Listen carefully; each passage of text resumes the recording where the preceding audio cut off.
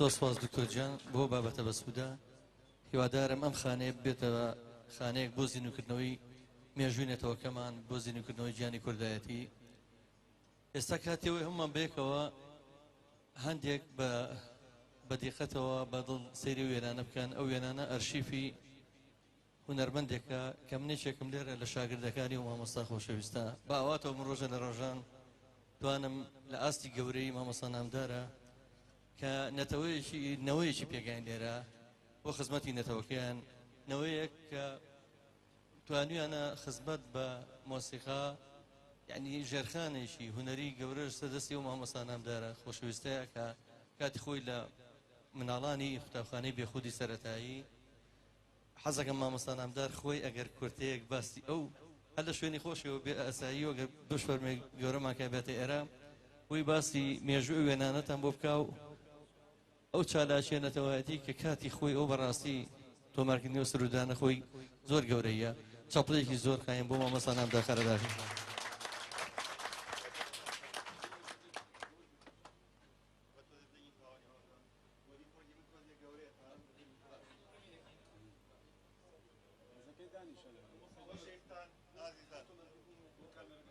بەڕێزان خۆشەویستان ئازیزان دانیشتوانی هێزە لە قوڵایی دڵەوە سپاسی ئەرکی ئامادەبوونتانەکەم لەم مەڕاستیمی ڕێزلێنانەی کە بۆ هونەرمەندی گەورەی نەتەوەکەمان کاک ناسیر ڕەزازی سازکراوە بەندەتان. خۆشحاڵم و سپاسگوزارم کە ئەم خانەیە خانەی کەڵتوری زەردەشت بەمە هەڵساوە جێڕێز و خۆشەویستیە و زۆر شادمانم کە قوتابیەکانم ئەمڕۆ لە مەیدانی هونەردا چالاکانە و نمونەشیان کە کاکە جەزایە ئاوا چالاکانە کارەکەن و کاک پەیجۆرش کە لێرە ئامادەیە و زۆر لەوانی تریش کە بەڕاستی ئێستا لە مەیدانی هونەردا چالاکانە کارەکەن و دەوریان دیارە. ئەمە سەربەرزیە و خۆشکەریە بۆ دڵی من. تیپی مۆسیقای مناڵانی بێخود دامەزرا لە ساڵی 1970 بەو نیازەی کە مناڵ پیاوی دوا ڕۆژە ڕۆژی میلەتەکەمان ئەگەرمانێ بەرەو پێشی بەرین ئەبێ لە مناڵ و دەستکەین بە پەروەردەیان بە گیانێکی هونەری، بە گیانێکی کوردایەتی، بە گیانێکی لە خۆبردن و خۆشەویستیەوە توانیمان تیپێک دروستکەین بە ناوی تیپی مۆسیقای مناڵانی بێخود لە قوتابخانەی بێخودی سەرەتایی کە ئێستا قوتابخانەی مەڵکەنی بنەڕەتی پێڵێن لەم کۆڵانە شایە. بەڵێ توانیمان لە کۆرسی یەکەمە 40 قوتابی وەربگرین و فێری ئامێری مۆسیقایان بکەین بە ڕێگەیەکی هونەری و بە نۆتەی مۆسیقا. دوای ئەوەش توانیمان کۆرسی دووەم و سێم بکەینەوە کە ژماریان زیاد کرد نزیکی 70-80 قوتابی بوون. تیپێکی مۆسیقامان لێ دروستکردن و پاش شووی هاوینی یەکەم کە دەستمان پێکرد هەموو ڕۆژێ پرۆڤەمانە کرد جگە لە هەینی پشووی ئێمە بوو و لە ڕۆژانی دەوامیشە تەنها ڕۆژانی هەینی داوامانە کرد هەموو بەیانێکە هەتا دوی نیوەڕۆ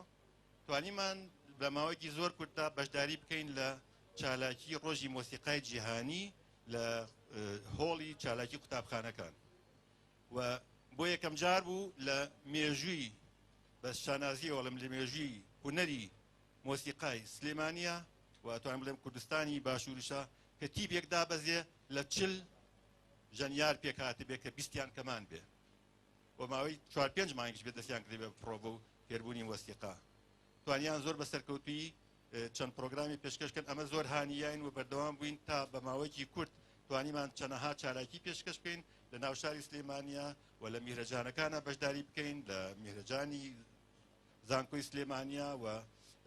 میهرەجانەکانی ترکە لە سلێمانی کراوە و وای لێها بتوانین کە چین بۆ تەلەڤیزیۆنی تەئمیم کەرکووک و لەوێ چەندەها پرۆگرامی گۆرانی و مۆسیقا تۆمار بکەین و توانیمان پاژماوەیەکی کورتیش شریتێک تۆمار بکەین لە ستۆدیۆی تیپی مۆسیقای مەولەوی و تا ئێستاش ئەو گۆرانیانە ماوە و جێڕێز و خۆشەویستی جەماوەری کوردین. لە کاتێکا کە هونەرمەندی مەزنی گەورەی میلەتەکەمان کاک ناسیر ڕەزازی لە بیارە بوو جواب بۆ من هات وتیان کاک ناسر لەوێ و لە تەکیەکەی شێخ عوسمانی بیارەیە. هەر یەکسەر لەگەڵ برای بەڕێزم مامۆستا عارف و برای بەڕێزم جەمالی عومەر ملۆزم و کاک ئالانی کوڕی مامۆستا عارف کە ئێستا عازفکەمان و لە ئەڵمانیا دانیشە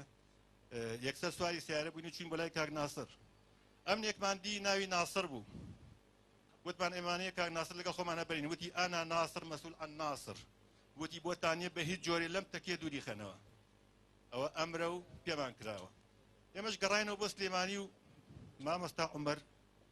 یونس خوا ئافریکا شوێنی بەهەشت بێت زڕ خەسووری محافظی سلێمانی شێخ جعفەر بوو بەهۆی ئەوە چوین بۆ لای شێخ جعفەر کە محافظی سلێمانی بوو داوامان لێ کرد کە کتابێکمان باتێ بۆ ئەوەی کاک ناسر بکەین بە میوان لای خۆمان شێخ جعفەر وتی باشە بە ناوی تیپی مۆسیقای مۆلەویەوە کتابێ بنووسن و شێوەکەشی فێرکردین کە چۆن بینووسین مەرایی تیابێ وەرنەوە و بۆتان جێبەجێەکەین کتابەکەمان نووسی بردمان بۆ شێخ جعفەر شێخ جعفەر لە بەرچاو خۆمەوە کە دانیشت بووم ئەمە مێژووە بۆ یەگێڕمەوە دەستیایە تەلەفۆن بۆ مدیری ئەمنی سلێمانی خۆی نەیتوانی داوەتمان کە داوەتی کاک ناسر بکات بە میوانی ئێمە و پێی وت کە شتێکی وایەوە ئەمانەیە داوەتی کەین و ئەمە هونەرمەندێکی وا گەورێ ئەو موافقەتی کرد ئەنجا شێخ جعفەر کتابێکی یاینێ و لێ نووسی لەسەر موافقەی تەلەفۆنی مدیری ئەمنی سلێمانی بڕیارماننا کاک ناسر بێ بە میوانی تیپی مۆسیقای مۆلەوی بەخۆشیەوە لە پاسە گەورەکە نوازم هەژدە نەفەرەکانی ئەو کاتە بوو گرتمان و بەخۆشی ڕۆشتین بەرەو بیارە بۆ لای کاک ناسر ئەمنەکەی مەسئولی کاک ناسر ناسری مەسئولی کاک ناسر هاتەوە بە ڕوومانوتمان هاتوین کتابی محافظەمان پێ ئەمانەیە کاک ناسر بێنین وتی محافظ من و ئاستان محافظ قیمەتی نەلای ئێمە وتی وتم کتابەکە بخێنەرەوە کاکەگیان بزانە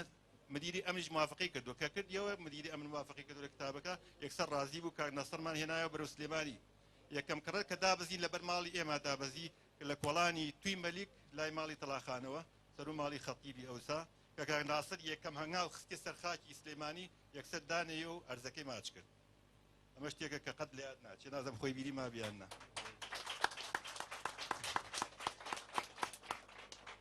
ئەوە نە مشتاقی شاری سلێمانی و هونەری سلێمانی بوو تەمان یەکسەر ئێتر ماوەیەکی زۆر لامان بوو یەکسەر دەستمان کرد بە پرۆڤەکردن شەو ڕۆژمان خستە سەر یەک لەگەڵ تیپی مۆسیقای مۆلەوی یەکەم ئاهەنگ بە خۆڕایی گێڕامان لە هۆڵی قوتابخانەی لە هۆڵی نەقابەی کرێکاران جەماوەری سلێمانی ناسی ڕەزازیان ئەناسی بەڵام بەهۆی ئەوەی کە پەنابەرێکی کوردستانی ڕۆژهەڵاتەوە هاتووە دا ئەوەنە حەماسەتیان جوڵا و کوردایەتیان بەرز بووە بڕوا بکەن هۆڵی سانەوی کرێکاران هۆڵێکی زۆر بەرز بوو و پەنجەرەکانی کە هەوایەکانی تیابوو زۆر بەرز بوو خەڵق بەو پەنجەرانە سەرەکەوت و هاتن لە پەنجەرەکانەوە هاتنەوە خوارەوە بۆی کاک ناسر ببینن بە گیانێکی کوردەواری نەک هەر بۆ هونەر بەتەنیا بەڵکو بەڕۆحەتی کوردێکی کوردستانی ئێران بین ئاهەنگی کەمان بۆ گێڕا لە قاعەی حەسیب ساڵە کە ئێستا وازە سلێمانی پاڵاسی پێڵێن دوایی کاک ناسر بردمان بۆ شەقڵاوە لەوێ ئاهەنگمان بۆ گێڕا لە دووهۆک ئاهەنگمان بۆ گێڕا جەماوەرێکی زۆری سەرسام کرد و خەڵق زۆر حەماسەتی جوڵا هەتا لە دووهۆک چەنەها گەنجی لەسەر گیرا لەبەرەوەی کاک ناسر کە گۆرانی کوردی وشتی سیاسی ئەوت بۆنی سیاسی لێهاو ئەوان کردیان بە هیتاب لە قاعەکە هەمویانیان گرتن کاک ناسر چوو بە لای محافظی دووهۆک وتی هەتا ئەوانە بەرنەی من لێرە ناڕۆمەوەی تر باش بوو بە قسەی کاک ناسریان کرد و ئەو گەنجانیان هەموو بەررا و بۆ کاک ناسر هاتین شیتێکی هونەری ئینسان بۆ تۆمار کرد لە هۆڵی لە ستۆدیۆی زانکۆی سلێمانی دوایی بیرمان لەوە کردەوە کە سرودێکی کاسێتێکی نیشتیمانی بۆ تۆمار بکەین بەڵام ئەو کاتە هەشتێک بە حاڵبوونی کوردەوادی لێ بهاتایە و باسێکی کوردی تیا بوایە و هەشتێک بەلای ئەوە بڕۆشتایە ڕەفز بوو هەشت گۆرانێکمان بناردایە فۆلکلۆریش بووە بە حاڵ بۆنێکی کوردی لێ بهاتایە ئێمە ڕەفزمان بۆ هاتەوە ناچار بووین بە نهێنی سرودێکی نیشتیمانی هەمووی سرودی سیاسی و گۆرانی سیاسی تۆمار بکەین بیرم لەوە کردەوە کێ ئەمە بەمە هەڵسێ باشە من خۆم لەو کاتەشا سەرۆکی تیپی مۆسیقای مۆلەوی بووم و لە تیپی مۆسیقای مۆلەوی ستودیۆیەکی باشمان هەبوو بۆ ئەو کاتە بەڵام ئەوەم زۆر بە خەتەرزانی بۆیە هەڵم بژات کە مناڵ کۆمەڵێک لە قوتابیانی قوتابی خۆم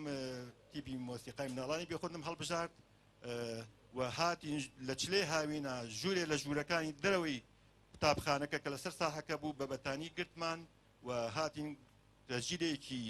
گرۆندیگی دیکە چلی هی هەمەی ئاسنگەر هێنامان کە میکرۆفۆنێکی هەبوو میکرۆفۆنەکەش یەک لای ئیشەیە کرد لە ناوەڕاستی هەمومانە دامان ناو دەستمان کرد بە تەجیرکردنی ئەو سرودانە ئەی شەهیدان دایە ماڵ ئەوە و ڕووکاز و سەرگەردانە من پێشمەرگەی کوردستانم کۆمەڵە لەم سرودانە بوو تۆمار کرا و بە نهێنیش و بەکەس نەوترا ئەوانەی کە تیا بەشدار بوون حەزەکەم ناوەکانی بێنم ئەوەی لە یادم نەچوو بێ لە یادم چوو حەزەکەم کاک پەیجۆر یارمەتیم بات لە مناڵەکانی بێخود کاک ئالان عارف کاک پەیجۆر علی شەونم کاک پاکۆ علی شەونم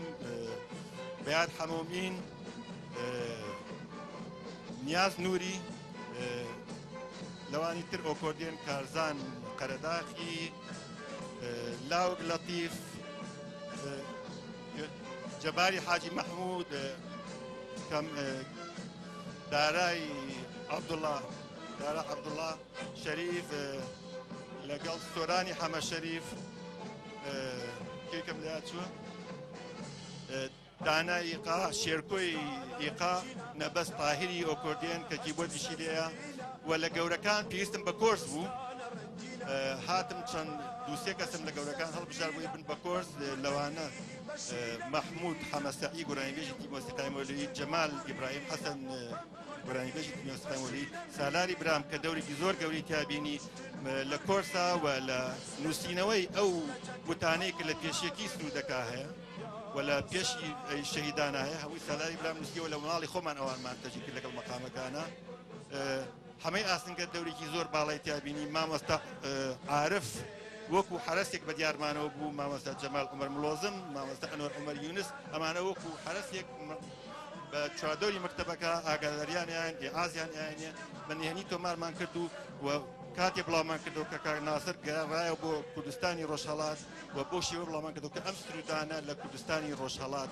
تۆمار کرا و کاک ناسر لێوتێتی مۆسیقەکان هەمووی مۆسیقای ڕۆژهەڵاتن و لە پێش هەموو شوێنەکان نارمان بۆ دەنگی کوردستانی عێراق دەنگی پێشمەرگە و لە ناو شاری سلێمانی هەموو شارەکانە لە ڕێگەی تەنزیمی داخلیەوە بڵاو بووە و ئەوەی زۆر خەتەر بوو بۆ ئێمە ئەوە بوو کە خەڵکێک هەستی پێ کرد کە ئەم مۆسیقایانە مۆسیقای ئێرە و هی ئێرانیە ڕۆحێتەکەی دیار بوو هەتا زۆر کە زەها بۆ لای من تۆمارگای کانیاویشمە بوو ئەی ئەو کەمانەی کە لێنرا ئەو تەقسیمانەوە تەقسیمی تۆیە من بەڕاستی لەرزم لێ هاتکەوەیان پێوتم زۆرە ترسان بەڕاستی کاک ناسیش زۆر مەردانە و نەترسانە کرد بۆ کارە هەڵسا ئەمە بوو کورتێک لە باسی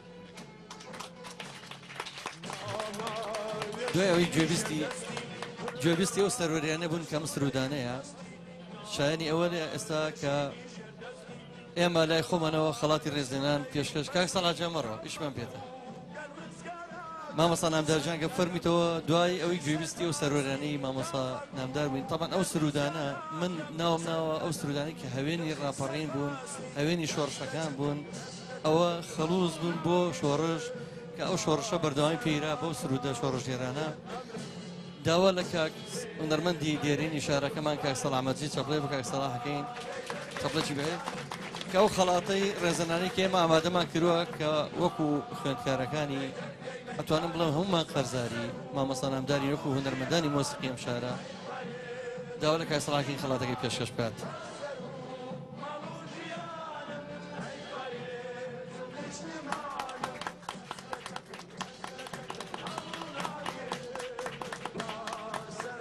مامۆستا جان پیرۆزە ئێمە جایتر ژەڵێمە و خەرزاری توانە هونەریەکانی مامۆستا نامدارین وەکو هەموو هونەرمەندانی ئەم شار من زۆر سپاسانەکەم بەڕاستی من قەرزاری ئێوەم کە ئێوە سەری منتان بەرز کردوێتەوە قوتابیەکی بە ئەمەکن وەلێ هاتوون و دەورتان هەیە کە کاتی ئێوە بینم کاری هونەری سەرکەوتوو پێشکەسەکەن بڕواتان بێت لە هینەکانی خۆمم پێخۆشترە ئێوە بەشێکن لە من بەڕاستی من قەرزاری شاری سلێمانیشم قەرزاری گەلی کوردستانم قەرزاری ئەم خاکی کوردستانم کە ئەو منی پەروەردە کردووە ئەو منی فێر کردو ئەم شارە منی فێر کرد کە کوردپەروەر بم و گیانی خۆم لە پێناوی کورد و کوردستانە بەقت بکەم من قەرزاری شاری سلێمانی و کورد و کوردستانم زۆر سپاس